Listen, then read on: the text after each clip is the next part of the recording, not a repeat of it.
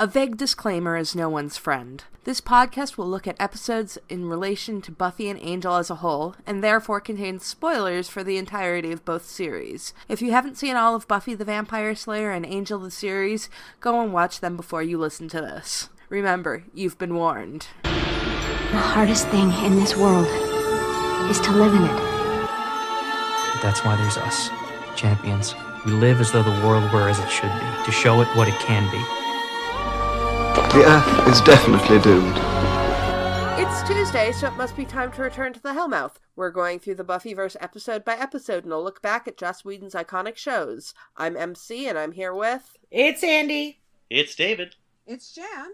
We've gotten to season 3, and we're talking about episode 1, Anne, which originally aired September 29th, 1998, and was written and directed by Joss Whedon. One of the first things I noticed about this episode is that I think Joss went to directing boot camp over the summer because this episode is much better directed. I have the exact same note. I'm like, did he watch Becoming over and over and over and over to see his mistakes? You know, really okay, this is what I need to improve on, because it is so much improved. This is more like when people think of Joss Whedon directing. This episode is much more on the ball for him. Yeah. I mean, of course, we've talked about in Becoming Part 2 that they changed the stock starting in season 3. But, I mean, that... It does show, but that certainly doesn't affect the actual shooting of, the composition of shots and, exactly. the hiding of stunt doubles. And so it's like, Joss, you done good. Yeah, the changing of stock is really noticeable, and it's really nice. It looks, everything just looks so much crisper, and you don't have that grainy aspect that you have in season 1 and 2. And it's obvious that their budget went up. Though I do think budgets for premieres and finales are a little higher than maybe... just in general on many shows, they use a lot of their budget. I was going to say, they usually do that because they really want to grab people in at the beginning and then at the end again. So I mean, the budget went up in general for the whole series, I think, because things do start looking a lot cleaner, a lot nicer. I love this episode. I'm just going to say that first and foremost. I think it's my favorite season opener. I'm just going through the season openers in my head. Yeah, I actually think I would agree with that. Yeah, sometimes Buffy premieres are not, you're like, I remember being so excited for so many of the premieres and just being like, okay. Yeah, I can definitely see that. Yeah, this one is just clips along. It's the pacing is perfect. The direction is so much better. And as we get into the individual scenes, there's a lot of the things that I see in this episode, I'm going to see in Joss Whedon's directing going forward, and a lot of his signature style and the way he likes to do shots come together in this episode. So we'll talk about that as we get there.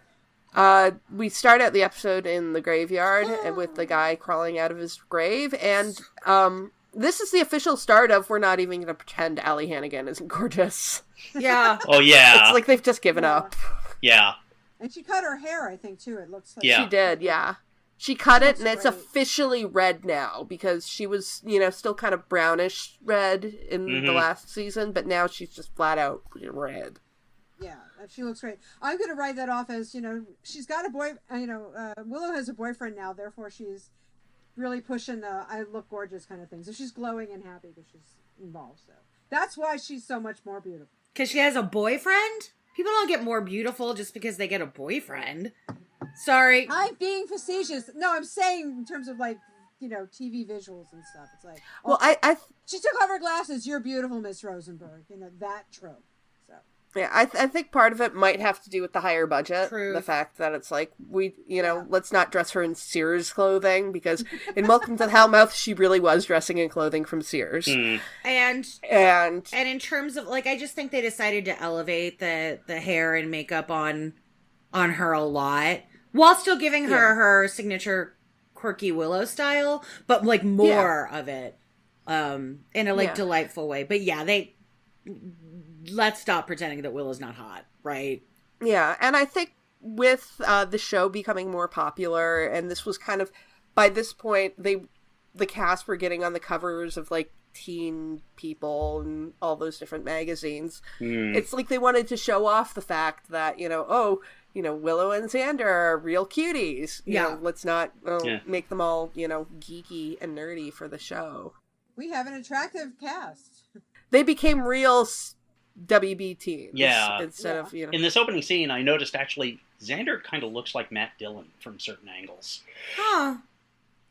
I had never noticed that before, but it's like, I was like, wait, he looks like he looks like Matt Dillon. Also, around this time, they went from being like, the WB was slowly growing, their list of shows and things happening, especially with Dawson's Creek being kind of a hit around the same time, where they were really promoting their actors, and which they have continued all the way to being CW, right? This whole Blue Steel, If you've ever seen promos for Supernatural, you know what I'm talking about with the Blue Steel. That's all it is. It's just them being Blue Steel for 13 seasons. Allie looks great. Yeah, well, if you look at the promos for the promo pictures from season 2 to season 3, there's just a world of difference. Just in the number of them and the quality of them, where the season 2 ones are all like, we're going to stand in front of a brick wall and it's going to be dark, and, you can't find any high quality versions of them because they don't exist. Even the DVD sets, the menus get cooler. Except I missed on the season 2 DVD, the season 1, people's DVDs aren't like this anymore. There's a shot of a illegal animatic graveyard that opens up into the menus. Mm-hmm. They still have that a little bit, but it's not the same. It's the same graveyard they use in the Buffy video game, actually, but that they use for the Buffy video game. But even the DVD sets are a little, the way they go into the menus. There's a shift. There's a shift in the look of the show. Yeah. And there's also a shift in the Scooby Gang. Yeah. We have Oz as, Yes. He's in the credits. And, yes. He is in the credits, but before that we see him... in fact, the shot of him throwing the steak is in the credits already. That is the best thing ever. I am so And of course it looks delighted. so much cooler in the credits. Right. Don't do that. Because you don't know that it doesn't land in the credits. He just looks badass. Yeah. Actually, that's very Joss, but it's a really good joke, too. Yeah. I'm glad that the Scoobs are going out there to try to cover for Buffy, but they really don't put much effort into catching that vampire. So great, though. The scene they are really bad at it. This scene, though, is just such a delightful... This is why this is my favorite season opener. That first scene is just delightful, and from the moment it starts, you're sort of like, okay, because it gives a re-entry into this show is funny, and then you're going to get the juxtaposition of the stuff that Buffy's going through, which is not funny. Not that Buffy's not funny in this episode, she's fucking hilarious. But, you know what I mean? It's just, that cold open is a grabber. For someone just tuning in, it's like, well, I don't know who these people are, but sure is funny. And the dialogue's great. Yeah, and also you think they're going to be so badass because, they're Buffy's friends, and then all of a sudden they're not so badass, and you've got that whole gymnastic thing with the vampire, and it sets up everything really well. And it's nice that they call out the acrobatics. Yeah. For the first and last time. Yes. And this is an episode with a lot of, call-outs to tropes. Later, Cordelia will mention that Xander is attracted to monsters. Yep. It's so I think this is the episode where they're like, we're going to try and be a little more serious about this and call out the stuff we used to let slide. Yeah. And I think that lasts about 5 minutes, but... Yeah, the writing, say what you will about Joss, his dialogue is freaking spectacular. It's really, I like the quippiness, I love that, but he also sort of gets some really great character interaction, so I just really... Yeah. But I hate Xander in this scene. Oh wait, it's the time to hate Xander. Ba ba ba ba ba. Xander time. Oh yeah. Why isn't he excited to see Cordelia? I'd be excited to see Cordelia. He's like, I'm even excited to see Cordelia. Well, she's your fucking girlfriend. That did seem really odd. Where it's like, oh, well, have you guys not talked over at all. Like, why not? Like, well, it seems it's like not they like haven't. broke up. That's the thing. It seems like that. Maybe because she was in Mexico. I mean, true that. I mean, it's not like we had great international cell phone calling plans at this point. Or for that matter, as far as Buffy's concerned, anyway, cell phones. Well, yeah. Right. I mean, but I mean, in Cordelia's case, she could have. I mean, there are like letters. There was the post. There were postcards. So it's just odd that there was like literally no interaction between them. Yeah. One like weird thing, and I feel like it's all just a setup for. It is. It's like, it's total setup. It's total setup. Later. yeah. But it doesn't quite make sense. But again, this is Buffy logic, so. Yeah. But I mean, like, the scene is fairly lighthearted, but it immediately switches into like this very dark and depressing scene with Buffy, which is like wordless. It's just, oh wait, no, it's the Buffy and having her dream, and then right. Is that I'm getting things right? Yeah, that it goes. Yes, It goes Buffy's to the dream. Yeah, because the first thing we see her, they're like, "Where is Buffy?" And then we see her on the beach. So. Yeah, and then of course we get the as usual horrid Bangle dialogue. It's like, if I was blind, I would see you. Oh my God! Please like, shut up. What? A, shut up. B, that's were. It's the subjunctive. Damn it. Okay, so I will give it. I mean, yeah, it's totally. I wrote it's totally cheesy, but it's also a dream. Or is Yes. it? There are many fan speculations during this time period that when Angel shows up in the dreams, especially because he's in sunlight, it's a representation of his soul pushing through to talk to Buffy. I remember. Emcee? Do you remember reading these theories at all? I mean, there might have been something like that when the show was first airing and people didn't know what they were going to do. Right, how with they were Angel. bringing him back. Yeah. Even though he is in the credits. He is. We Yeah, that we was knew he was coming back. Oh, yeah.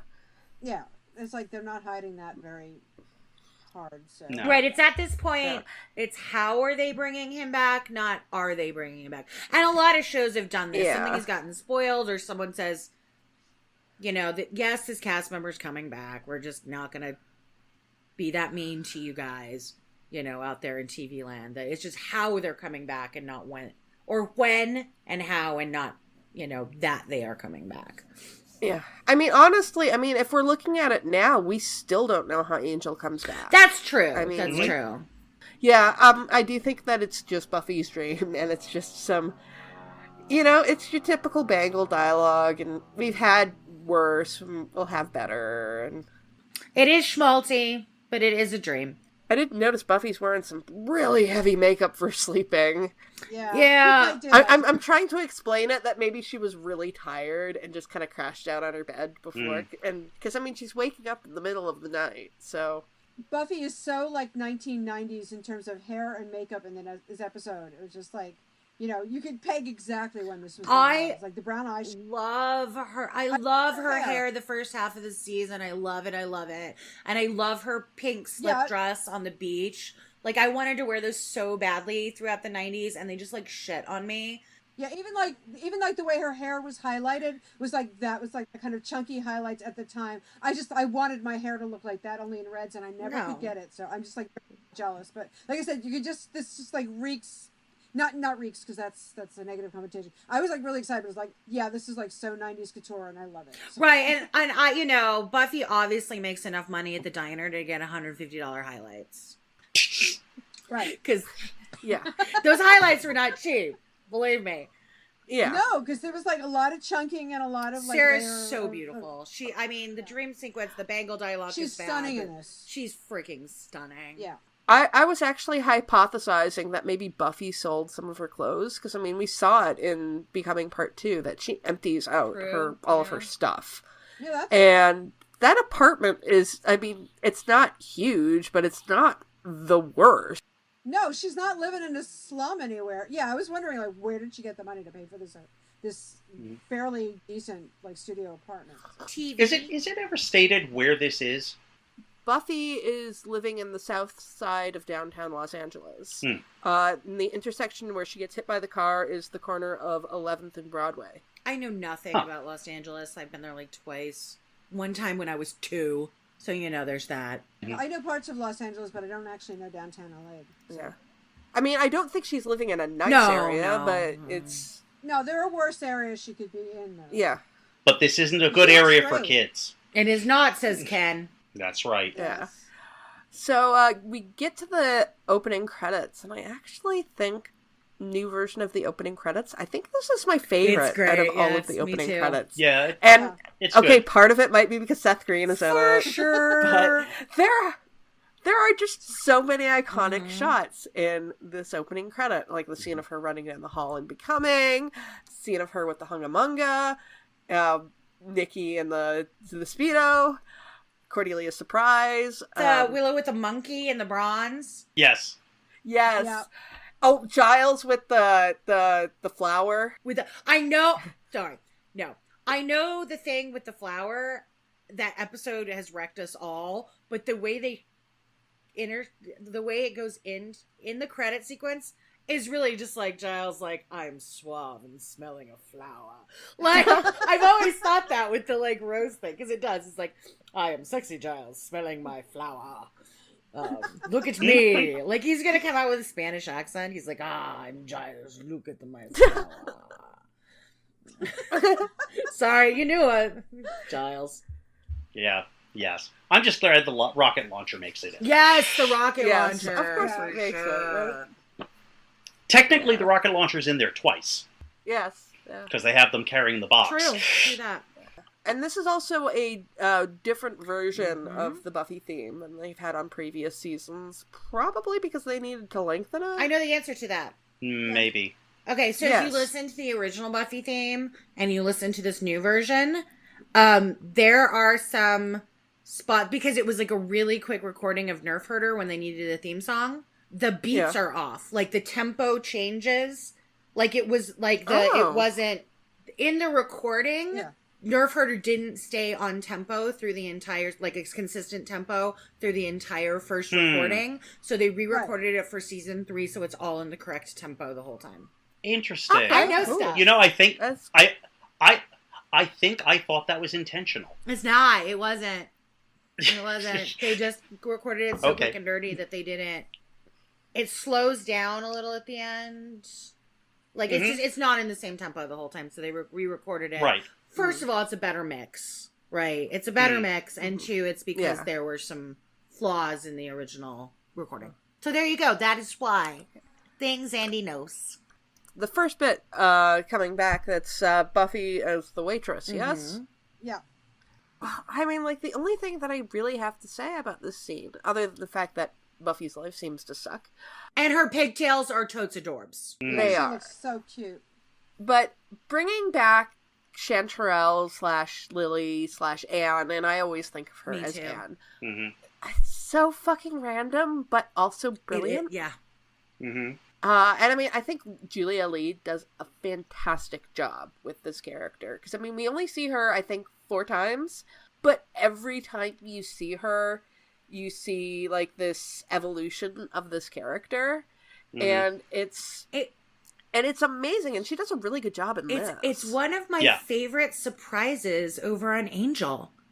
Like, that they even thought to bring back this, like, exceptionally minor character, and you find out what happens to her, and it's, you know what, I did some role play for a while, probably, it was right between season 3 and season 4, and then I had to quit because my classes got hard, and my character was Lily-Anne, is what I was calling her, and it was Lily and Anne, and, like, it was a college RP, and so, she got her act together and got a GED, and she was joining the gang at UC Sunnydale, and as Buffy's roommate. Okay. So, like, I didn't get to RP for very long. It was really cute. So I, have a deep love for Anne, and I have a deep love for her over on Angel and how she's taken this trauma that she experienced and really did something so wonderful and productive with it. So I love her. Yeah, we will definitely We be will. talking We about her a absolutely lot will. once we get to Blood Money and the Thin Dead Line. I mean, like, yeah, it's so weird, like, because she was on the show on the shows for 7 years, because Wow. she shows up in season 2 of Buffy, And she's in the last episode of Angel. And it's like it's Ford's random lackey who I could never even remember her name in the first I think Lie to she's Me. so fun in that too, actually, in Lie to Me. She's just this like dopey But it's a mushroom. It's so easy to remember. Well, it wasn't until this episode that I actually remembered what her name in Lie to Me was. Just Oh, see, I always knew. things I did not know, because I just went up and looked at Julia Lee on IMDb. She is from Santa Fe, New Mexico. That's why she's so good. But so we're introduced to Lily and Ricky, and we never Buffy. do learn her actual name, do we? It was in the script, but it was never actually stated on screen. Her real name was Joan Appleby. Oh, right. Okay. I can see why she changed I it. remember that. Yep. Yeah. I did not know that, so news to me. I was going to say that it was driving me crazy because I knew the guy who played Ricky looked really familiar, and he actually was on True Blood later on as part of like a witch coven and stuff. So I guess he was sort of involved with supernatural stuff. Question for Emcee. I'd have to go back to that. Well, you may not know either, but it just occurred to me during that scene. Do we see Anne again later on Angel wearing short sleeves? Yes, actually, it is pointed out that in Blood Money that she does not have the Ricky tattoo, nor does she have a scar indicating that she had it removed, which she most definitely would because red ink is ridiculously hard to remove. So, yeah. Plus, it's a really big tattoo. Also, yeah. Like a small thing that might have gone away. So, there's that. But, and the thing that I really want to talk about this episode, and the thing that tells me that Joss went to boot camp, the oneer at the school. It's in my notes too, for sure. Yes. The oneer is everything. And he loves that Steadicam oneer so much. He will most famously use it, and it's a cheated oneer, which is totally fine. If anyone's seen, I think you all have maybe, the opening sequence of Serenity, Joss loves. I mean, it's not as iconic of a tracking shot as, let's say, Goodfellas or Boogie Nights, which is a fully unbroken, brilliant Steadicam sequence. But this oneer in the hallway is freaking great with all the characters popping in and out. It's so. Interestingly, this does predate West Wing. Oh, I know. It It's does, right. It's a really good walk and talk. Yeah. It's not a full oneer. There are some cuts in there, but still, even so. Yeah. Mm-hmm. Yeah, but overall, As long as the audience doesn't notice, that's fine. I mean, that's. Yeah. But actually, I have to say though, this scene does hit one of my big pet peeves. Mm-hmm. What? Giles and Willow talking at full volume about vampires while surrounded by a bunch of civilians. I'm just like, Yes, you're right. I think at this point they've just given up trying to hide, and we do find out that everybody kind of knows. Yeah. But this scene lasts about 3.5 minutes. It does say that it's filmed in a single take. Is it a single take? Okay. Yeah. And there's the 6 main actors in the scene, about 100 extras, and nearly 50 lines of dialogue. It's great. Joss went to some kind of boot camp because it's. No, I mean, like, he really. Maybe he just spent his entire summer watching really good movies by really good directors. And Julian Temple music videos. Truth. Just loved one shots. But Emcee, is there any stats on how many takes they had to do? I did not find that. I would have liked to. Because I'm curious to see how long it took to actually make I don't know if your actors. actors are, and that kind of stuff has to be rehearsed. You can't just wing that. So if your actors are well rehearsed and you're a Steadicam person, and they, once they got to mid-season 2, they had a very consistent crew on the show. There's not a lot of changing. And so if you got yourself pre-planned, it's a lot of work, and I'm sure they had to do more than one take, but it's possible. Yeah. It's possible. Yeah, and I mean, like, there's so much, like, people coming in and out of the scene. Like, you have Willow and Oz, like, walking through, and then they leave, and then Larry comes in. Larry! And it's Larry! And that line of Larry's is iconic. It is. Less mysterious. Though I yes. do want to know how he's still able to play football if he's had to come back to Sunnydale for another year, because he should be on academic probation. What? Larry was the same age as Oz. Oh! Because in phases, he's like, dating a junior or whatever. Right. So he was obviously a senior. So he's repeating the year too. And also that's backed up by the Sunnydale High yearbook where it says, congratulations on finally, finishing. Because Sunnydale High School and the player? school board of the Sunnydale High School or the Sunnydale is terrible. terrible. Maybe they just really wanted Larry to be able to play. I don't know. Yeah. I'm assuming he was such an exceptional player that they let him do it as long as he, didn't fail completely because they needed to win those Or games. they were. But he did fail completely. That's why he's repeating the grade. Or No, I mean, when he comes back. Well, Sunnydale High is canonically and administratively lax. Yeah, that's true. I mean, look at Oz. It's like, he just didn't feel like going to summer school, so he came back. I mean, it's so great because you find out Oz is coming back, and it's such a cheesy way. Of course, Oz has to he has to go to school with them. There's no other way. I mean, there are other ways to write it, but in terms of the storytelling, and it's such a cheesy way, but it works. The dialogue kind of works right there, and Seth's delivery is just like, yeah, so about the summer school, and he's like, this is the thing that's happening, Willow. I feel like with this scene, we actually get a really honest view of Oz Yeah. that I don't know if we've really gotten before in season 2. Right. Oz was kind of idealized, and it was just these small moments with him. But this, we get to see more of Oz's actual personality, and he's more of a character. He's a little bit of a character. He's like, yeah, I'm repeating my senior year. And we have Cordelia coming back. Yes. And She's so great. How's my hair?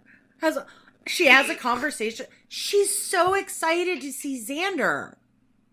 Like, so excited to see him, and he's so shitty.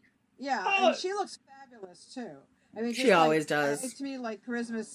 Well, yeah, she just sold everything. She's so bubbly and likable. It's like she's just kind of this stuff that got set up at the end of season 2 about her and Xander. She's just thrown out this whole I'll date whoever the hell I want, and she's not even putting on a pretense anymore. She's happy, and it's beautiful.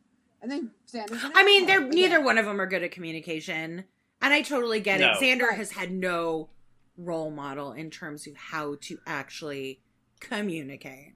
And he's a teenager. I get that. But like they see each other, and he's the one that's sort of, again, we've talked about this. We talked about this recently, that she's more into him. He likes these, sassy, blunt women, but then he doesn't you know what I mean? It's just Xander is not that into Cordy. I think he's pretty into Cordy, because look at Cordy. What guy who likes women at that age wouldn't like? Hell, I like Cordy. You know what I mean? I don't feel that bad about creeping on charisma in some of these episodes, because she was 30. So I'm you're looking good, charisma. I have no problem with creeping on any of them. know, 'Cause right? They were all, in their Yeah. mid-20s. Yeah. Sarah's so beautiful sometimes. I'm going to be a Bangle right here. I just want to die. Oh, I dear. look at Sarah, and she's so beautiful. I just want to die. Can I ask something? Mhm. What is Xander talking about when he asks if he's being too geeky? None of that seems geeky to me. No, What does that word mean in that context? Am I missing something, or is that just The really word, I weird? think it's supposed to be the word should be TV geeky. the word should be dorky. You know what I mean? I'm geeky, I'm also dorky. But, there's a difference when I'm being one or the other, as you all can attest to. Right. But yeah, and then Xander and Cordelia, when they actually, meet up with each other, they're just had a good summer? Okay, bye. Yeah, that's honestly one part of this episode that does feel forced to me. It- They're Yeah. pushing that so they can have the thing later It's their snappy 30s, 40s, comedy. except not actually funny or good. True. It's not as good as...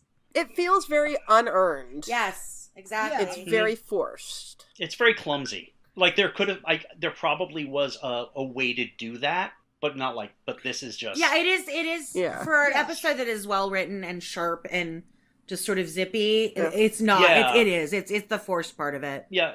Yeah. Yeah, comparatively. It could have been a good, awkward, like, reunion between the two of them, but this is not it. Yeah. Yeah. 3 episodes ago, Cordelia was talking to a fish monster, saying how she was willing to stay with him, thinking that it was Xander. And now we're to this awkward, I don't know how to talk to you, or if we're actually dating, or what's going on. Well, he's not a fish monster. Even with her having gone to Mexico, that doesn't make any sense. So we get Buffy walking alone on the streets of LA, and Lily coming up to her, and Lily talks about the, different names that she's taken over the years, and we don't find out what her real name is, and we clearly get the impression that she came from an abusive home, and that she definitely does not want to even think about the world she came from. Mm-hmm. I was thinking she says that Ricky picked the name from a song, and so I was trying to come up with I know, I've always tried what song it was. I was thinking of Pictures of Lily by the Who, but no. For this. I think I figured it out. Based on the ages of Lily and Ricky, I think it's Lily, My One and Only by the Smashing Pumpkins. Yeah, that's the one. Well, is that from Melancholy? That's from Melancholy and Sadness. When did Melancholy come out, though? I can't remember. It came out in 1995. Okay. Yeah, totally so it's fits. kind of the right time. They seem like kind of the types who would listen to Smashing Pumpkins. Weren't we all? I don't know. Of course, the song is actually about a peeping Tom. True, but Lily and Ricky are really clueless about shit. So. For sure. I mean, it's like we got to eat healthy. I love that. I love that. Yeah, because that is a great bit. It is, and it's also a reason why it would just justify getting pie. I mean, I have to say, we'll probably talk about this when we get over to Angel, but I kind of want to comment to, Lily seems really, how to say this without being mean, kind of dumb as a box of rocks in this episode. And I'm really, knowing what comes later, I'm kind of surprised, not surprised, but her transformation to where she winds up in Angel is kind of this whole story that we never get to see. And for me, it's sort of like, it's just presented to us. And it would have been nice to have one more step somewhere in there.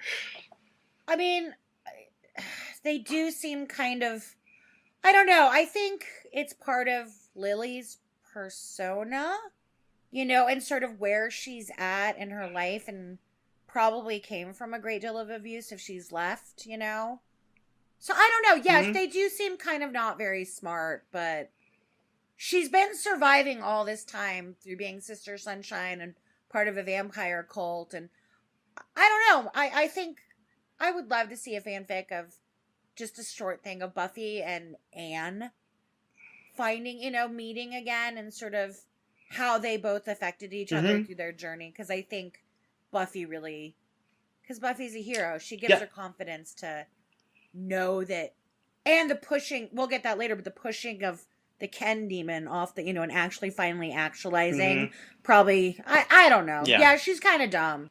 A story like that would probably resolve my issue with it. Yeah. I think also, I think she's just so insecure, and she's so, that she may not be that dumb, she's just not thinking, because she has no confidence in herself, so therefore she's kind of playing the ditz. I don't mean that in a negative way, she's just kind of not using her brain on purpose, because she's kind of trying, as you said, a persona, but she's trying to and once she gets some confidence, all of a sudden she kind of goes, oh, wait, I have a brain, I can think, I can, and she starts to also, even though it's not implicitly stated, drugs. They want to go to they probably do some drugs. Yeah. Also, when Lily is talking about her different names, she's talking about following this loser preacher who named her Sister Sunshine. So this is obviously somebody who has been in a cult. Yep. And she's been in 2 cults. We know that because, I mean, like, Ford's thing was a cult. And then she's hooked up with Ricky. So she is somebody who has always relied on somebody else to take care of her. And to tell her what to do. Yeah, and we know that she's come from some form of abuse. We don't know what kind, but we know that there was abuse because home is so bad that she doesn't even want to acknowledge it. So I think she is just so beaten down that she is going to, latch on to whoever will have her. And actually, I think they did something really nice with the naming of this character as she goes through her journey. When she starts, she's Chanterelle, and she's this very exotic mushroom that, delicate and in the dark. And when she's Lily, it's also very delicate and something that needs to be taken care of. And then when she's Anne, she's not just Anne, she's Anne Steele. We'll just ignore the 50 Shades. Well, she was way before 50 Shades. Connotations, because it was way before right. that. But it's, very utilitarian and very hard. So she grows as she grows as a character. I would love to see a story just about Anne going from working at this diner to 2 years later trying to start a shelter and maintaining it specifically to keep people off the streets, to keep them away from vampires and demons and all of this different kind of stuff. See, that's the thing. That story is exactly what I'm missing.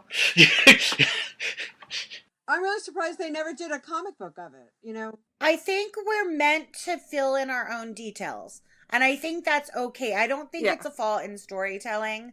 I think it's meant for it's not. It's because if you did, I know people that didn't watch a lot of Buffy and actually started with Angel. So they kind of didn't have any of this history with Chanterelle, Lily, and then Anne. She was this person that shows up in Angel, as her own character. And so I don't think it's a flaw in storytelling. I just think it's like one of those interesting. It's one of those things that we can wonder about, because obviously, like, she develops a very close relationship with Gunn in those 2 years that we don't know anything about. Hell, she could actually be friends with Gunn now because he was living on the streets at this time. True. But the nice thing is she's such a strong character that, I mean, even not knowing, you actually want to know, like, about things about her. So, like some other character, like, whatever, Yeah. So that, I mean, that's actually something positive about the actress and also the way she's written. Care. Yeah. And so we meet the first of the, used up runaways, who's now an old person and stepping in front of a car. Didn't Buffy see, like, the older woman earlier who said, "I'm no one"? Yes. And then because that's the connection when she suddenly says, "Wait," that's the same thing that I mean, she doesn't say it, but the implication is she figures out that there's a connection between the two. Yeah. One thing I didn't figure out until this viewing, I didn't realize the guy was actually trying to commit suicide. Oh. I actually thought he was just wandering the streets aimlessly and didn't notice the car. But then I realized it's like, wait, no, he stopped. He full out stopped. Yeah. I mean, he's just spent 100 years in a demon dimension, basically. Well, I mean, I'm not saying that there's no reason for it, but I had never noticed that before now. I do want to know how that driver did not see Buffy.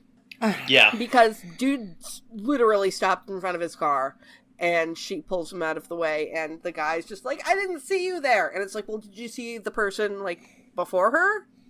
And after that, we get the first appearance of Ken. I love Ken by so Carlos Jacob. much. He's such a great one-off villain, and that's partially because of Carlos Jacob. Mm-hmm. He's so freaking good. He has the distinction of being one of the people who's been on 3 Joss Whedon shows. Is he the one first of the hat trick? I think he's the first hat trick. I think so. Or is it Andie? Yes, he is. I was going to say, I just saw that episode of Angel like a couple of nights ago. Yeah. My rewatch, and I was like, wait, this guy, I've seen him before. Oh, wait, he's the one in the bachelor party. And he ends up on Firefly. Because he's in this, so it's like the first episode of the 3rd season of Buffy. He's in, like, the 7th episode of Angel. The first season of Angel. And on he's in the pilot of Firefly. So he's, like, the first one to appear in any of them. I mean, He, so damn I mean, good. there is a reason they kept hiring him. And even when he just shows up in things on TV or a movie, like he was in something and I can't remember what movie it was. He was someone's smarmy agent or whatever. He's just great. He's really got a presence. And I love that guy actors. Like I learn all the that guy actors' names because I just think they're, he's fabulous. And he's so good in this episode. Yeah. Well, I mean, in all of his roles in the wider Whedonverse, he's always kind of playing the same role, and that's not trying to be detrimental to him as an actor, because I think he does do a nuance for each of them, but they're always this kind of nebbish and unassuming guy flips, who turns out to be a monster. Yeah, and seemingly nice guy who then turns out to be, but he does it really well. So good. Like he's one of the highlights of this episode for me. I just love him. And watching this episode, and especially like seeing the montage scene, it's clear that this episode is a backdoor pilot for Angel, which is really funny because he's only in that one goddamn scene.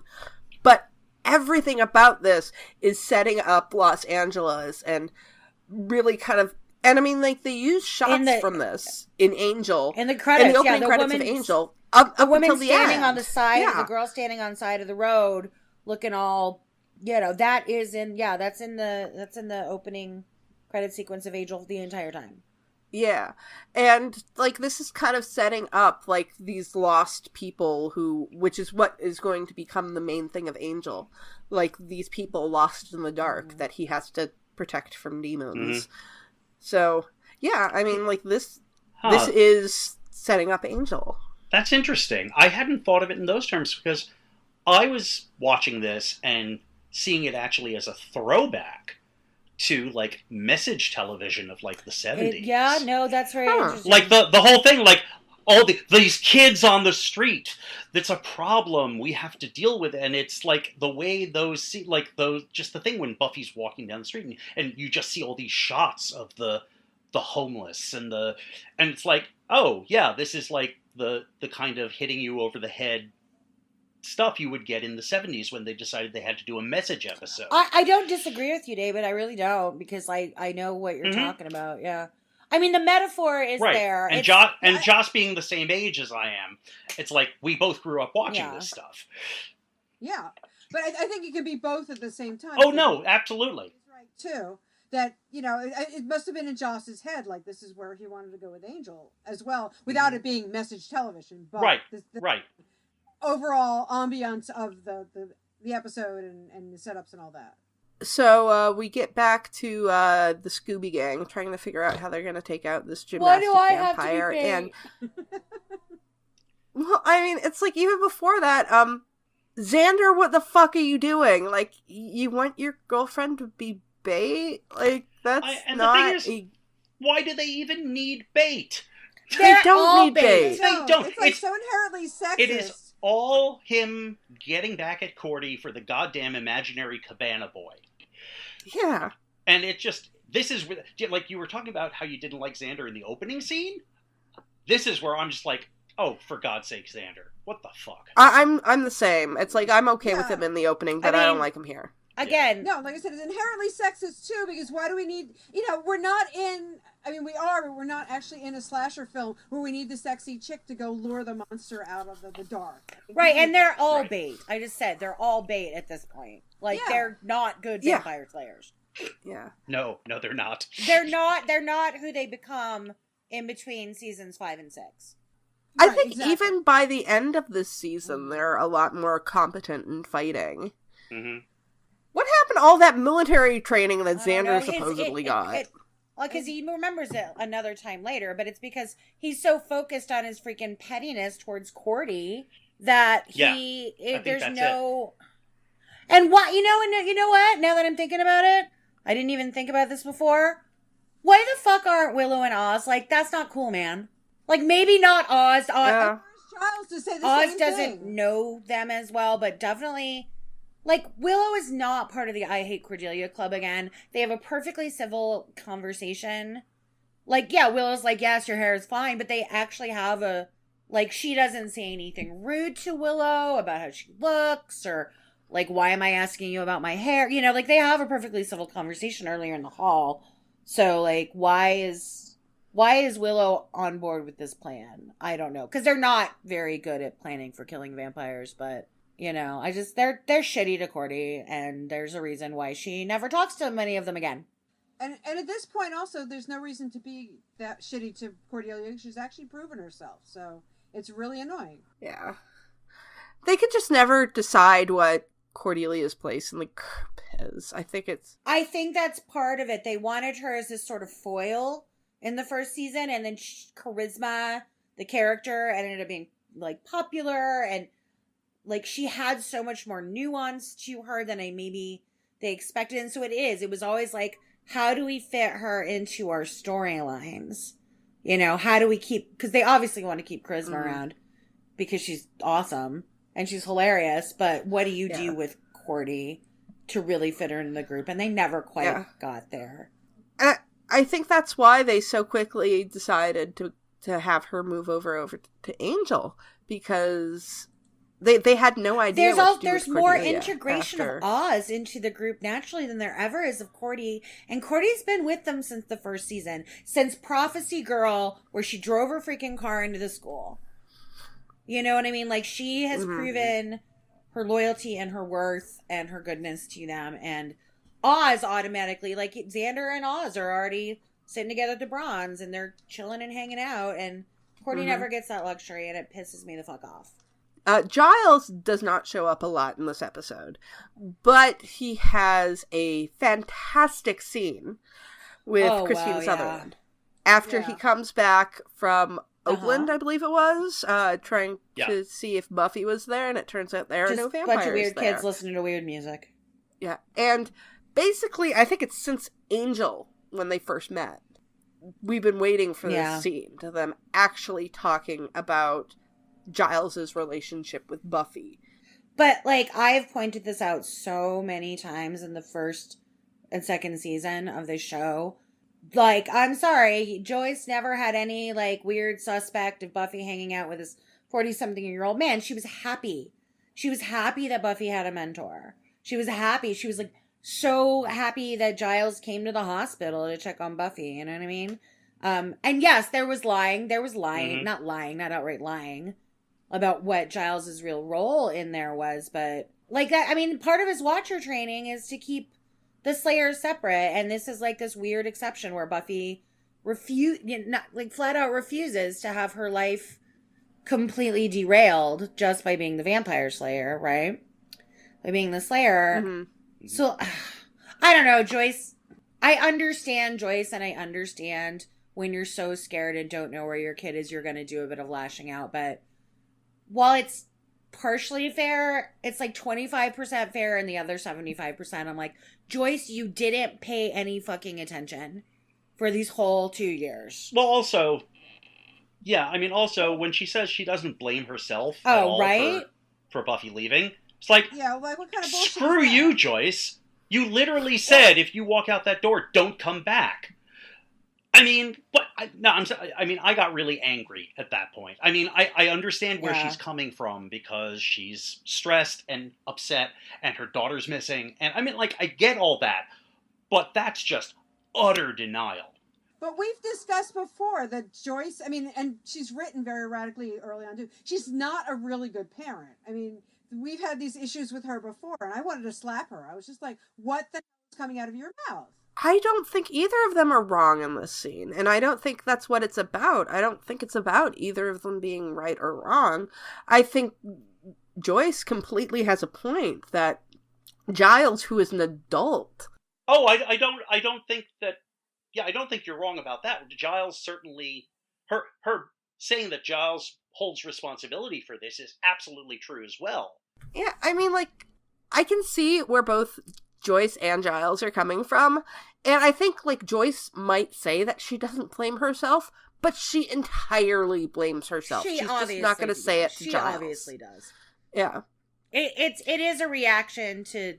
It's It's pushing your own guilt on someone else. I get Exactly. Yeah. Yeah, they're both kind of reprehensible at the moment because they're blaming each other. But it's probably me, but it also felt like a little bit, and I think they changed it. It almost felt like they were trying to set up like the kernels of a ship between the two of them, or at least maybe that was just me.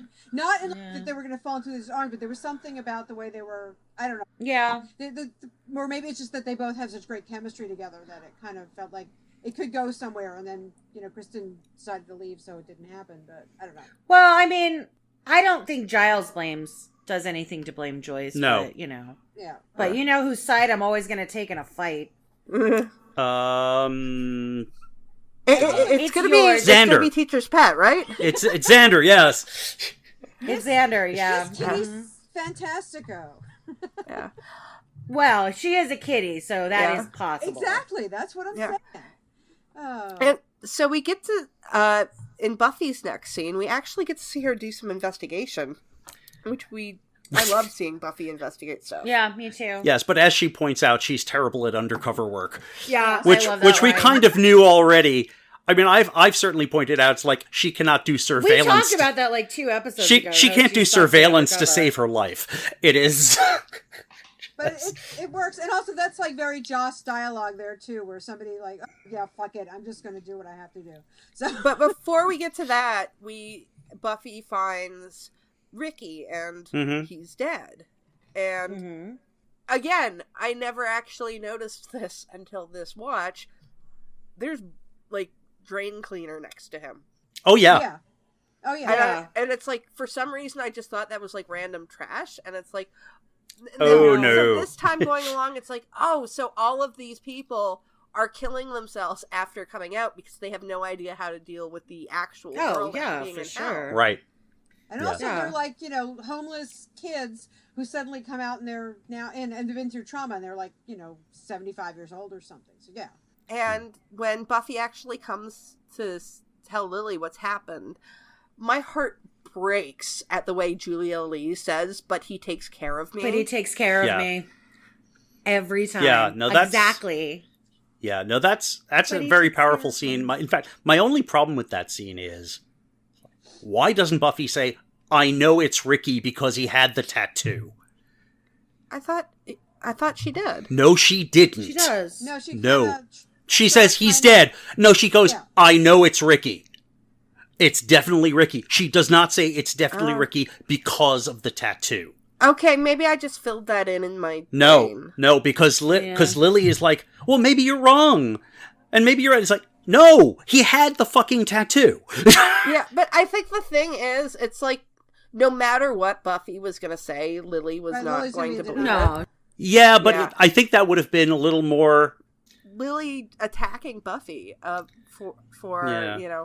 is it because of you? Like, are the bad things here because you are? So... Yeah. And I think Buffy probably internalizes that and wonders, are they here because of me? Yeah. I mean, if we're looking at this as the way LA works, we know it's not. Yeah. Because we know the shit is going... At this point, though, if you're watching this without knowing all of Buffy and Angel, I think I wondered, like, is it because Buffy is there? Yeah. Does she... it's like she a magnet for bad shit. So because she's the Slayer, it almost makes sense. So initially, it was all like Buffy's on the Hellmouth because that's where the activity is. But they kind of we've never seen anything happen outside of a place that Buffy's not been. Buffy's always been there. So yeah, it could have been that. It's like the paradox thing of like, does the doctor save the day or does the bad shit happen because the doctor happened to be there? Which is sort of always a question. You know what I mean? Talking about like Doctor Who? Yeah. That's another philosophical conversation for another time, but... I mean, of course, you could also get into the whole idea, and they do talk about this in Doctor Who as well, that the TARDIS is always taking the Doctor where he needs, and where he Buffy, needs to go. where you're talking about, like this destined, mission that she has. Are bad things there because... Does she end up in places that bad things are happening because that's her destiny? That's like the quantum leap thing also, that Sam leaps into places that he has to fix. So if there's, powers that be that are pushing Buffy out, then maybe she's in places she needs to be also. I mean, in this case, I obviously this is not the case. I think part of it is to, because Buffy is still in this place where she just wants to forget, the whole point of being there. So it's probably reiterating to her that she is responsible for all the bad things. Mm-hmm. And that's something she has to work through and overcome. And we know from the full universe, because we've all seen these shows, bad shit happens in LA. Yeah. And in the world, bad things happen to teenage runaways in large cities. This is also sort of a heavy-handed metaphor for, in a lot of ways also. So, but yeah, I can see how Buffy totally blames herself at this point. Mm-hmm. I'm sure she does. Because that's what Buffy does. She blames herself. And I think Lily also, she's in denial. She's also lashing out a little bit. Because, oh, well, yeah. I mean, I think... So that's, everybody's messed up in this episode. For me. Yeah. And Buffy's so hard in these scenes. She's like, bad things happen to people. Get over it. I mean, that is not actually her dialogue, but that's sort of her mindset, is... When you're in pain, when you're in grief, actually, even when you just have a cold... Your pain feels so much worse than everybody else's pain, even though you does that make sense? Yeah. Sure. Yeah. And so Buffy's grief over Angel is still really... I always wished we got more of the repercussions of Buffy's time in LA. It seems to me that it's not like that growth and the fact that she took care of herself and had a job and an apartment for several months. They re-normalize her into the world of Sunnydale and the world of high school and make her more of a teenager again. But she did have this experience where she's been totally on her own and self-sufficient. And I wish they'd explored that growth more when she got back to Sunnydale. But that's just me. Yeah, I mean, they don't even really address it when we get to season 6 and she's trying to find a job. Yeah. And all of a sudden she's so inept. Yeah, it's why didn't she try to get a job waitressing instead of working at the Double Meat Palace? Because she knows how to do that, right? Yeah. I mean, honestly, in season 6, Buffy should have become a waitress at the Bronze. Well, and I'm sorry, not to be all lookist and stuff, but if you look like Buffy Summers, you can get a job as something other than... You can get a job at a nicer restaurant and make better tips, but whatever. Yeah. Right, and also she's good looking, so hostessing, actually, she wouldn't be able to get a job at a really fancy restaurant because you have to be able to serve liquor, and she's like, anyway, keep it moving on. That's too much logic. Yeah. And we have the Scoobs going out after the Andrew, I want to say his name was? Yeah, Andie. Yeah. Yeah, Andie. Yeah. Who was a gymnast. And the only comment I have on the brief little scene of them coming is, yes, Oz, pull up your shirt to show off your arsenal. Pull off your shirt to show off a lot of things. Anyway. Eye candy for the Oz fangirls. Yes. And Lily gets taken in by Ken. Oh, we know he's evil. We knew he was evil from his first scene. It's really obvious. He's either evil or was going to get killed. Oh, I think the first time I saw this, I'm like, he's bad. He's not good. Mm-hmm. To me, it was either he was either going to turn out to be something really monstrous, or he was in league with other monsters. He was like a terror or something, because he's like the frat boys and Reptile Boy. Well, a couple of times we do subvert the trope, but it usually does end up with that person ending up dead. One thing I would like to know is, so the portal works so that 100 years pass in one day. This is exactly what is said on the show. Mm-hmm. Yeah. It takes 6 seconds for Buffy to go in after Lily falls through. So several days should have passed. I mean, is it the what? This is actual this is fact. It's really nerdy fact, but well, I mean, wait, huh? It's the whole fairy lore thing. Well, because since time moves differently, Lily goes through the portal, and then Buffy has a brief fight with Ken, and then she goes through, and Lily is still sitting in like on the Yeah. floor, like she's just arrived there. She's clearly So- just landed. Yeah. So, but in that just short amount of time that Buffy was fighting with Ken, several days should have passed because time moves so fast. Yep. Now the only thing that I can kind of figure is that being that close to the portal, like the time kind of normalizes. Hasn't. Yeah, it's like an antechamber for the demon dimension. Maybe. I don't know. Or if there's like a time vortex, it ripples out a little bit. So Yeah. she's on of it. Well, Wibbly wobbly timey wimey. Yeah. Is what I have to say. Ball of stuff. Yeah. Shooty eye beam, wibbly wobbly. oh yeah, no, timey-wimey. it's totally shooty I-beam because, yeah, no, that this really doesn't make sense.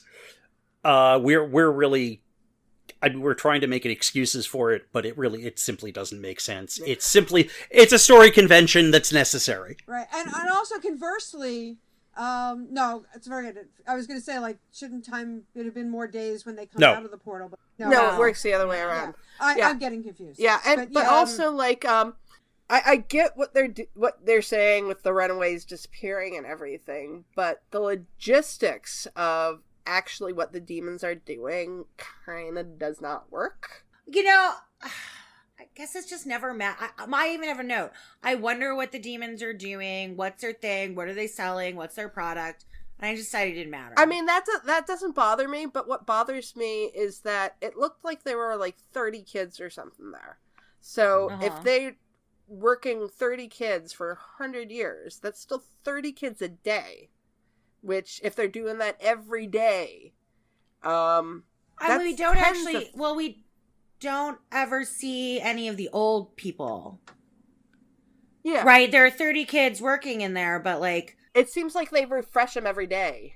well, but for 100 years, you would see you know, You should have been middle-aged people there and older people there. an older people and like a mixture there of for a ages while. working. But, you know, whatever, budgetary. Like that, I'll be willing to say budgetary stuff for. Yeah. I feel like there was some message about exploitation of workers in here that didn't quite land. Well, you have like hammers and sickles. Sickles, and yeah. shit Yeah, like that. exactly, Like it's there. I mean, it's there. Yeah. Yeah. It's Yeah, no, it's definitely there, but it just, like I said, I don't think it quite landed. It was just some... it doesn't, but Yeah. But I don't think it's important that it lands, I because don't- honestly, like this whole thing, it's not so much about, you know, Buffy versus the demons. It's about Buffy reclaiming her identity. it's Buffy versus herself. Right. Yeah, you have these demons who are, you know, crushing these children to, you know, convince them they're nobody. And you have Buffy looking up and saying, I'm Buffy the Vampire Slayer. And that's only one of 2 times she's actually said the phrase Buffy the Vampire Slayer. The Vampire Slayer. And it's really powerful. It is her reclaiming her own power, Mm-hmm. not just as a Slayer, but as Buffy. Mm-hmm. I mean, it's not time to move on because she did go through like a huge trauma, like with Angel, so much so that we all cried about it on that episode. But it is powerful. I always get the chills when she says, "I'm Buffy the Vampire Slayer." Yeah. No, I mean, like, actually, when you look at the plot of this episode, it's very thin, but Yes. that's very much intentional.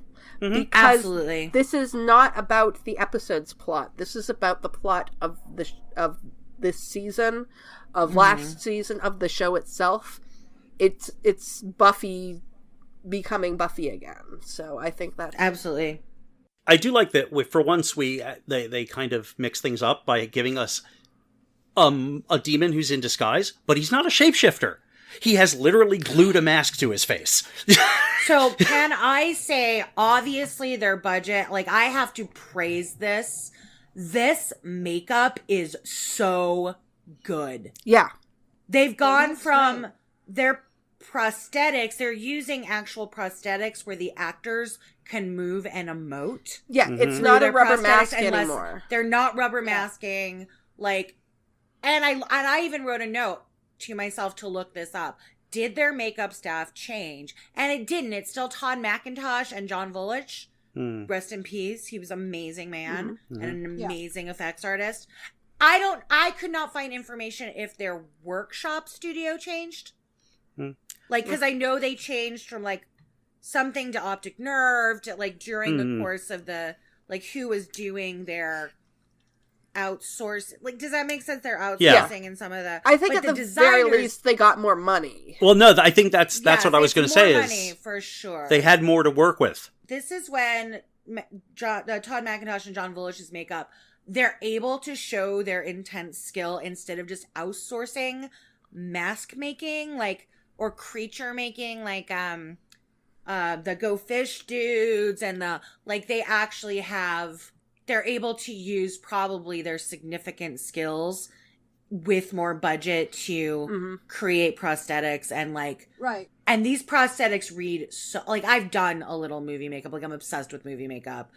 I'm so impressed. Like, I cannot say enough about, I love the different demons. I love the Ken demon and the other demons with, like, the half faces. Like, I'm so fucking in love with the makeup design in this episode. I can't even handle it. And John Vulich, I was going to say, he was doing Babylon 5 before this. And I think up until this time. And so he got a lot of work. I mean, if you watch B5, a lot of the alien makeup, there's a lot of emotion. And so I think he used that and was finally able to do Buffy, which maybe they didn't have with the budget. Yeah. He definitely had, you know, the characters on B5, like, most of them were aliens. And there was a lot of, like, good acting and a lot of good emoting. Volek is grown up, does great. Also, just from a personal, I don't know, when his face fell off, I made, like, a Wade Wilson joke. For some reason, there was just, like, a Deadpool while I was watching this, which I'm sorry, Ken. Yeah. You know, you're no Wade Wilson, but... Well, I think that we will notice, like, if we see seasons 1 and 2, those were very, very vampire heavy. But from now on, we're going to see a lot more variety in the stuff that, like, next episode is going to be zombies, and then a couple episodes there's going to be the Jekyll and Hyde guy, and then we've got the in Homecoming there's, you know, the Ku Klux of the Meequot clan or whatever, the dude with the guy that hands. Shoots the out of his hands. So we are getting a lot more of these, like, big, you know, demons that need to be, like, invented specifically for the show. I mean, it's not just like, let's throw a bumpy forehead on somebody and a pair of fangs. So yeah, I definitely think we're getting into, like, some really good makeup. And there's going to be some great makeup design. I don't know, for some reason, these demons in this episode are just some of my personal top 10 favorite Buffy demons. Probably because, like, I'm a huge Hellraiser fan, and that kind of, you know what I mean? That stretch skin thing. It looks stitched together. Yeah. It's just, like, I really like that makeup design. Again, I'm a huge, of the first 2 Hellraiser movies. The other ones wouldn't go away, but I really like that makeup. I like that kind of makeup design for creature stuff. So that's just a personal preference. But I had to point out how fucking gorgeous it is. So we've gotten to the fight scene with Buffy, you know, fighting with the hammer and the Hunga Munga. It's actually not like a sickle. They do point that out. But it looks sickly. Well, yes, and actually I think that's what they were going for, but it was a Hunga Munga. I just really like the word Hunga Munga. Like, I know, I do do too. Like, Hunga Munga. It's like when Daniel Lyon on Mr. Rogers says Ugga Mugga, but it's a weapon. Yeah. And it's such a great shot of her holding both of them, and that power shot, that is, like, one of my favorite Buffy power shots. Oh, I know. Buffy, it's like Mr. Rogers, but with weapons. And, like, when it comes to the fight scene, I actually think that Joss did a pretty good job with the I do too. Oh, yeah. Yeah. The matching is so much better. It's not perfect, but it's way better than Becoming Part 2. Yeah, no, definitely. Yeah, I mean, I saw like I said, I noticed the stunt person a few times, but it still, it flowed and it was okay. It was, like, very, like... I mean, I also think, Sophie, it's Sophie Crawford, right? It's still Sophie Crawford, yeah. It's still called Sophie Crawford, who I think is, like, amazing and such a good movement match, but I actually think they're letting, and I know they made this big deal back in the day that Sarah does a lot of her stunts. She didn't. They needed to give Sophia way more credit. But in this case, I think they're letting Sarah do more establishing shots and the wide shots and the like power kicks. Mm-hmm. You know what I mean? And some of I just think they're blocking better in terms of what they're going to show Sarah doing and what Sarah's body's doing, as opposed to having it be all Sophia Crawford. Mm-hmm. And I think they got Sophia a better wig. Yeah. The wig matches actual Sarah's hair. Or they maybe just get rid of the same haircut. There's one shot where I sort of like went, that's a wig, so maybe not, but they still matched it. Yeah. There. I mean, I accept that we're all at some point going to see a stunt double, and it's going to be obvious. It's not like, oh my god, this is so bad, you know. Yeah. Oh look, it's somebody's chiropractor with a cloak over their face. And we're also still talking about a fairly low budget show on the WB network, and not a Spielberg production where like it can be perfectly matched, and you can take months in editing to get just the right footage. But it is so much better. Joss's blocking is worlds better than that fight in Becoming Part 2. Like, worlds better. I'm really into... Also, because there's only one person to match. Yeah. Right? That's also part of it. There's not... Like, you've got stuntmen... Yeah, they were all men. Stuntmen in character makeup, so you don't have to match them with stunt doubles. Mm-hmm. You just have to match Buffy with her stunt double. So, but I love this fight. It's one of my favorites, and Buffy's amazing. It's a really good one. And it's got like my favorite. I love this bit at the end where you show Lily's growth by having her. Yeah, I mean, she doesn't kill Ken, but she might as well have. I'd kind of forgotten that she hadn't at first, and then it's like, oh wait, yeah, Buffy does the whole Gandhi thing. How do you forget because of the Gandhi line? Because it's been a while since I watched this episode. Yeah. But, yeah, I mean, usually I have a problem with, like, if Buffy is fighting, her not taking out the bad guy. But in this, it makes so much sense that Lily is the one to step up. Because she does it entirely because of Buffy. It's such a simple thing. It's like the Indiana Jones thing where he just pulls out the gun. I mean, granted, she doesn't kill him, but she just gives him a shove because she's had it. Mm-hmm. And it works. You know, it's a very simple... She's suddenly doing an elaborate plan or suddenly becoming, you know, Xena warrior. Lily. No, it's a... She's just like, oh my god, it's like, it's very organic and it works really nicely. Yeah, I think also, like, it's actually a back and forth because she's inspired by Buffy to take action. Exactly. But I think Buffy also, because Buffy's being held by the guards at that point, and she's not doing anything, and she's considering the fact that Ken may kill someone if she doesn't give up. And Lily takes action, and that, I think, spurs Buffy on to go, oh, okay, I can do this. We can all do this together. We talk a lot about how Buffy's such a different Slayer because of her friends. In this episode, she has none of those friends to back her up, but in the end, the thing that gets her remotivated, and they're not friends forever, but she meets a new friend. She meets someone, and they become, in just this short little time, part of each other's team, right? And it's not Buffy fighting and being... Not even fighting alone, being alone, working alone, living alone. Right. She, for that just little bit of time that she's with Lily, she has support and she has backup. Yeah. And I think that's part of the theme of the show in general. It is. And of his character, that she's not, she's not an island unto herself. Yeah. She has to, she needs her people and she needs the support because we all work together to fight the evil. We're not like all isolated, which is beautiful. And this happens to be a time when she needs to learn that lesson. Yeah. Because she's isolated herself recently. And if you look at things over the course of both series and the ripples that go out from, Buffy saving Chanterelle in Lie to Me and then, helping inspire Lily to become Anne in this, that goes on further where you have Anne later on helping, runaways, kids on the street, which leads to her helping Gunn and his crew of vampire hunters enough so that, Gunn considers her like the one person he wants to visit on his last day on Earth. On his last day on Earth. I know, that kills me every fucking time.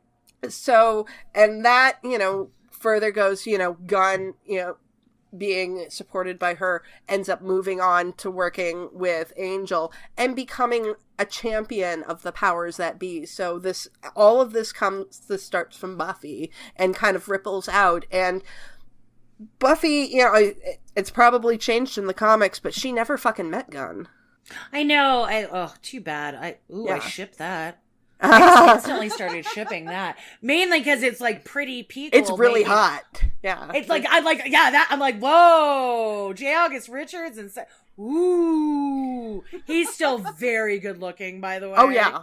Yes, He's he so is, incredibly. Yeah. He's on, I didn't like the show, I noped out. He was on Agents of S.H.I.E.L.D. I don't know if he's back again. He's on that Kevin Saves the World, which is is he? show with Jason Ritter. Kevin Ritter. No, what's his name? It's Jason Ritter. Jason Ritter, Mhm. who I really like. Last thing I saw him on was Agents of S.H.I.E.L.D. Yeah, same here. So he's lovely. Sorry, shout out to J. August Richards, who is We both love you. really great actor and super pretty. He is super pretty and he's super funny, too. He is super funny. There's this chain reaction, which is beautiful, as you were saying. Yeah, and then we get the really weird Gandhi joke, but I it's weird, but I love it. So I love the Gandhi joke because it's not even a joke. It's really it's not. completely It's like so absurd, meta. and I happen to love that kind of thing.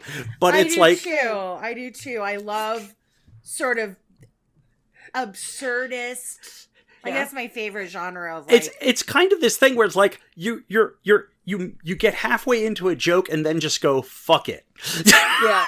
it's It's like that joke should be written down and like put up in the Museum of Modern Art just because it's of like so great ridiculous. jokes. I mean, it's next ridiculous. to a urinal. Sarah delivers it really well, and it's such a Joss joke. Yeah. Like it's so. He writes a great one-liner. The other line that I really love. No, it's not the line I love. It's Sarah's delivery. It's like the one about, hey, what's with all the sin? Yes. She knocks on the door. And Yes. with the sex and the like, just the way she says, "What's with all the sin?" I love that too, and it's just that's great. That is a wonderful bit. It's also great dialogue, and it's where she says, "I suck at undercover." Yes. Sarah, it's very serious episode for her in terms of character growth, but she's still. Again, Joss's writing is so good. So the comic. So sometimes written by other people, the dialogue isn't as zippy, and I don't hate the dialogue. Everybody has a different style, but this kind of zinger stuff really just highlights how great all of these actors are. Even Carlos Jacot, right? Mm-hmm. He's got great... The way he delivers that line about, you've got guts. Mm-hmm. I want to open you up and like, Yeah. Yeah, even the line about, I'm glad my face fell off because it was a pain to put right. I think there's just like the dialogue is there, but the actors giving the dialogue, you have to have a good. And even there, that's why I love this episode so much. The plot is super simplistic, but it's supposed to be. But it's supposed to be. But they have one of the best one-off villains. Mm-hmm. Yeah, Ken's very good. He's a great... I love Ken. He's like one of my very favorite one-off villains in the entire series, and I didn't realize how much I loved him till we watched, and how much I love this episode. Yeah, and Julia Lee is fantastic. She's great. I wish she worked more. I looked on her IMDb, and her between jobs is not much. Like, that's why she was available to come back on Angel, because she doesn't have... I looked, and she has something listed for 2016, but... Huh. Yeah, and I know she did like voices, either cartoon voices or video games. She might, you know what? She might do cartoon voices. I didn't check that out. She might be doing that. But I just really love the moment when she says, "Can I be Anne?" It's just, it's such an innocent moment, and it's so wonderful. Loaded because, and I mean, it's almost the same sound in her voice when she said, "But he takes care of me." Because when she says, "Can I be Anne?" basically what she's saying is, can I be you? Can I, have your strength? And I think Anne does find this strength, which we will see throughout Angel, when she's very, very forceful with, like, she goes toe-to-toe with Angel. And is, like, not giving him any quarter. Like, she's just like, yeah, I know vampires are real. Whatever, I don't care. And we will get into that when we get to Blood Money. But, yeah, she becomes so tough. But think about it. Everybody else has named her before this, and this time she is asking, this is what I want to call myself. I am claiming this persona. It's not something that, crazy, crazy cult guy gave me, or that my boyfriend gave me, or whatever. She's claiming this persona for herself, and it's almost ritualistic in that, can I call myself this? Right, and it's a strong moment. In a way, it's almost as though she's saying, like, can I be you so I can take care of myself? Right. Yeah. Right, and it's not Buffy saying, "Do you want to be Anne now?" Mm-hmm. Like, she's Yes. like, can I be Anne Yeah, now? that's what I'm saying. It's all her claiming this persona for herself instead of being it's something being put upon her by somebody who's taking care of her. Now she's finally claiming her own persona. Her own. I mean, this is the reason why I am such a fan of Buffy herself as a character, and really don't like it when people are like, "Oh yeah, she's like the most boring character in the show." I'm like, she's not, because she is my hero. And even with that, I mean, she inspires Lily to become Anne, but she's also inspired. She's a kind person, and I think that gets lost a lot of times when people talk about Buffy. She's like, I don't know, I just fucking love her, and you know that. Yep. Mm-hmm. Well, I mean, like, after she saves Lily's life, she has absolutely no obligation to, like, make sure that Lily is okay and that, she has a job and everything. I mean, obviously we know that Buffy is moving on, but she's like, take over this apartment, take over the job, and take over the name. Can we talk about the last scene? Yeah. Yes. Yeah. Which is such a short scene, but I cried. I mean, part of it is because of goddamn Christoph Beck. Fuck you, Christoph. You're amazing. Right? But just, like, because they don't say anything. It's just Christoph Beck's music, and then Joyce and Buffy, like, looking at each other and then hugging, and I was just like, it's beautiful! I know, it is. It's a lovely... She has to be back there by the end of the episode. Yeah. We have to get her from LA. And that's why the plot is so simplistic, because we have to see scenes of Buffy and what her life has probably been like for a couple months and get her through and past, and all the demon business with the lost souls, and the people being used up and being nothing. I'm nobody. Buffy feeling like that, but we have to get her to the point where she's at that door. And if you don't get her back in Sunnydale by the end of the episode, it's a bad episode. Yeah. Right, and it works, but you also have to see, in a way, I think that, because Buffy's running away from things in Sunnydale, including, like, responsibility, then she goes out into the bigger world and finds out, wait, it's still here. It may be a different kind of demon, it may be a different kind of big bad, but there's still something there, so no matter where she goes, she's gonna wind up being the savior anyway, so she goes home. She can't deny that part of herself that is the hero, and not because she's the Slayer, because she's Buffy. Mm-hmm. Right, exactly. Yeah. So I guess that brings us to the end of this episode. So, final thoughts on things. I think I've said all I have to say. It fires, and the makeup is freaking amazing. The villain is really great. The dialogue is amazing. The way the gang acts together. Buffy and Lily. It's a great. You know what?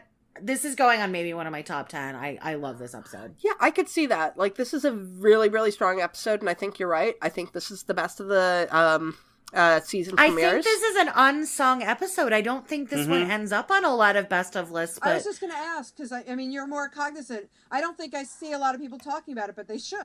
Michael Gershman, who we've talked about because we loved his work on Passion and was the director of photography. This was his favorite episode. Wow, I can see why.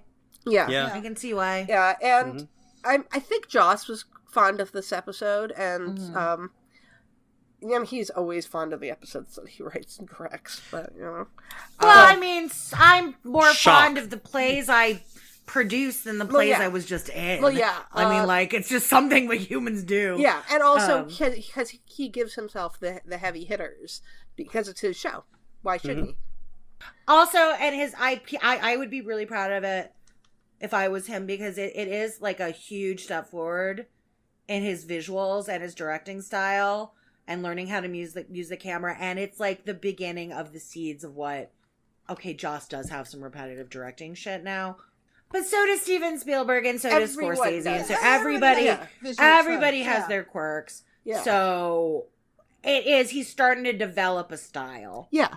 Yeah, he's really starting to develop that style. Right. Yeah. Yeah, this is much more a Joss episode directorially than anything he's done previously. Yeah. So yeah, no, I mean, like, I would actually have to go through the list of episodes. This is at the very least top 15, if not top 10. Yeah. This is definitely it's memorable for me. David, final thoughts? I do have a question, just to be sure. I'm pretty sure this is true. We don't ever hear that Buffy actually does call to see how Lily's doing, like she says she will. Do we?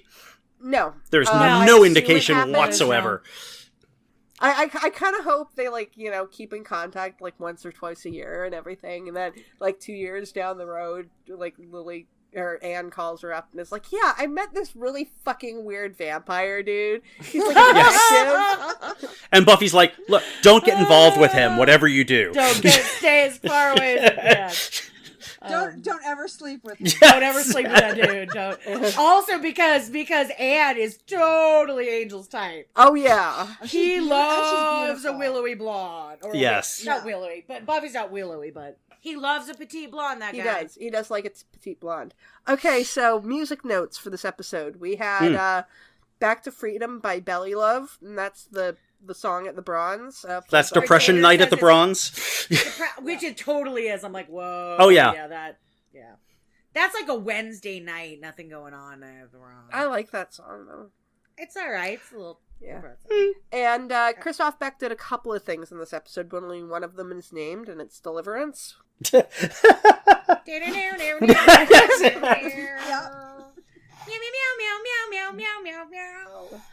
how you play dueling banjos in my house.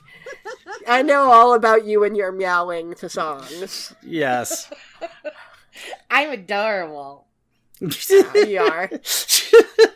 Okay, so I think that's it for this week. And next time we'll be reviewing Dead Man's Party. So until then, grr, arg. Grr, arg. Grr, arg.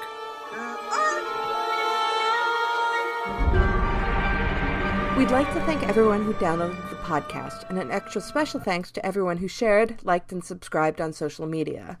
We have a couple of comments from our previous episodes. Cassie Grace said, I can't wait to hear the next episode, which was the Becoming episodes, as it's one of my favorites and look forward to hearing everyone's views.